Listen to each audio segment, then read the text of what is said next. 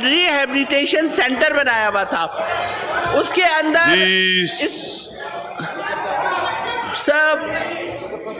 Sir मैं question करूं sir? मेरा क्वेश्चन ये है कि जिस तरह से नूर मुकद्दम केस में भी मुजरिम ने अपना एक रिहेबिलिटेशन सेंटर बनाया हुआ था और इस तरह के बहुत ज़्यादा प्राइवेट थेरेपी सेंटर मौजूद हैं, लेकिन उनका अभी तक डेटा नहीं है मिनिस्ट्री के पास। इस्लामी जमहूरिया पाकिस्तान फरमान में इस्लामी जमहूरिया पाकिस्तान के दस्तूर के आर्टिकल 54 की शिक 1 के तहत महफूजा इख्तियारात को बरवकार लाते हुए कौमी असम्बली का बोर्ड 22 दिसंबर 2021 को तलब करदा इजलास को इसके काम के अख्ताम पर बजरिया हाज़िर गैर मुय्यना मुद्दत के लिए मुलतवी करता हूँ। दस्तखत डॉक्टर आरिफ अलवी, सदर पाकिस्तान।